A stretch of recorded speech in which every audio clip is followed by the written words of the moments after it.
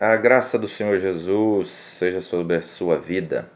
Hoje eu gostaria de indicar 10 livros que foram muito importantes para a minha vida espiritual, para o meu crescimento, meu amadurecimento na fé. Eu gostaria de compartilhar com você. O primeiro é Um Recado para Ganhadores de Almas, de Horatius Bonar. Esse livro ele fala muito sobre a vida do ministro, né?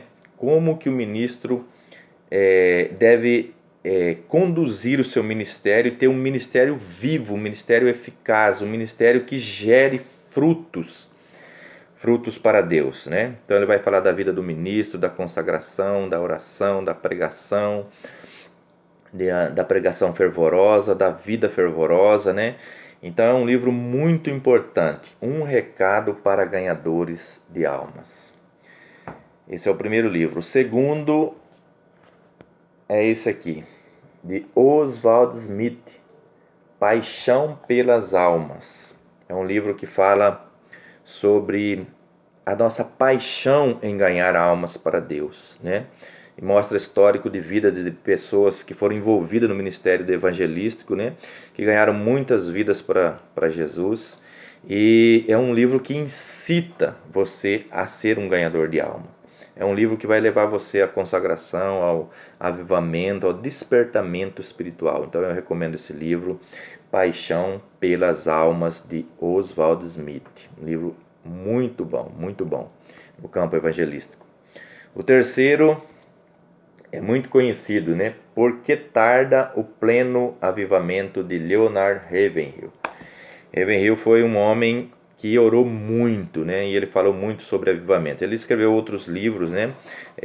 Sedentos por um avivamento, Avivamento à Maneira de Deus, Oração de Avivamento e Por que tarda o pleno avivamento, né? E são livros muito edificantes, são livros também que nos levam a um despertamento, a uma busca maior de Deus, né? Para gerarmos frutos no nosso ministério.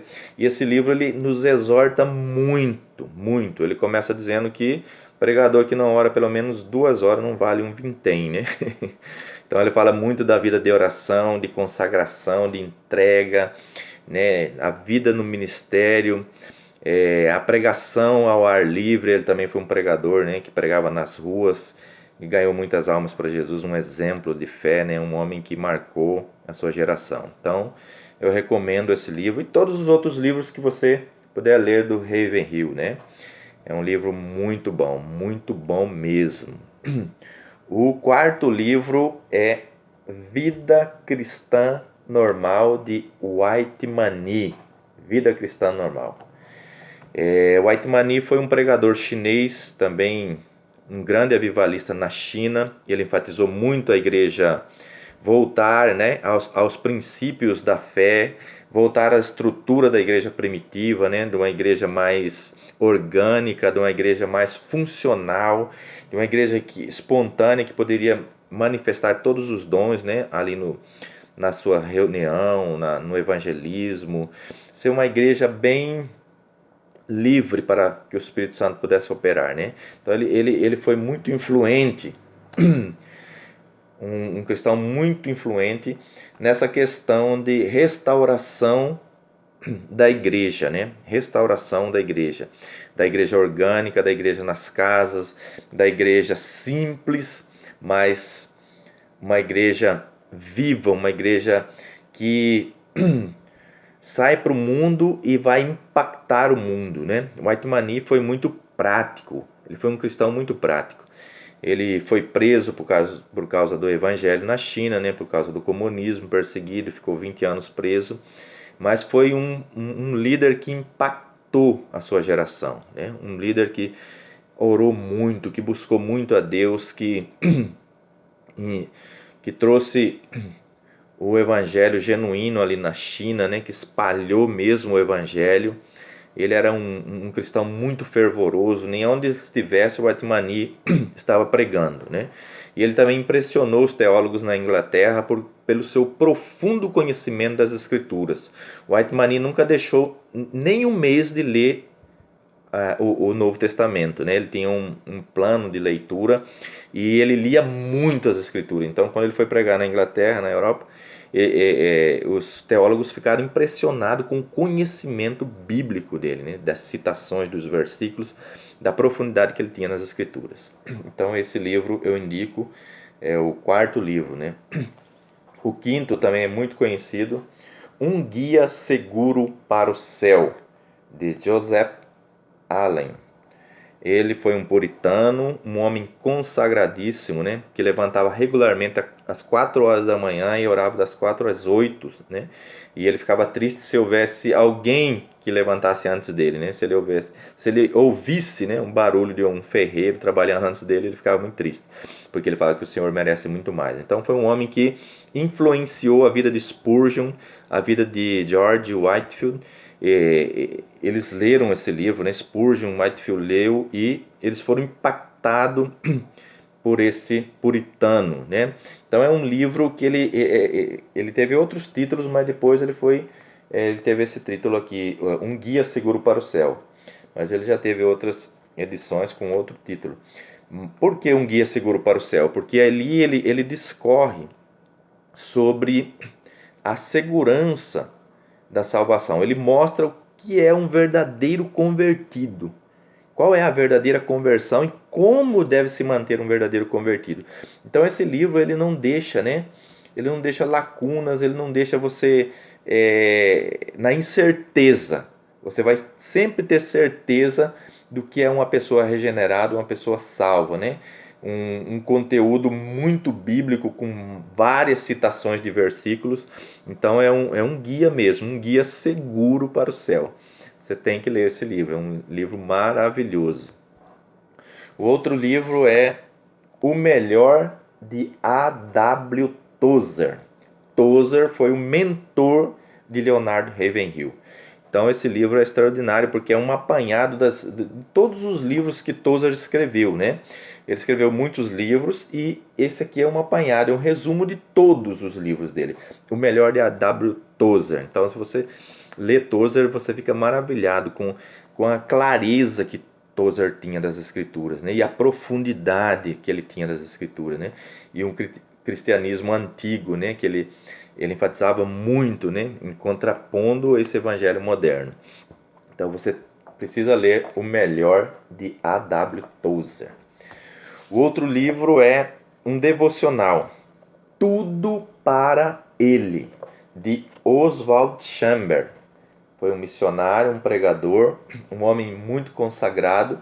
E esse livro ele só fala, nesse devocional, todos os devocionais, sobre atingir a glória de Deus. Que tudo deve ser feito por Ele, por meio dele, para Ele, são todas as coisas, né?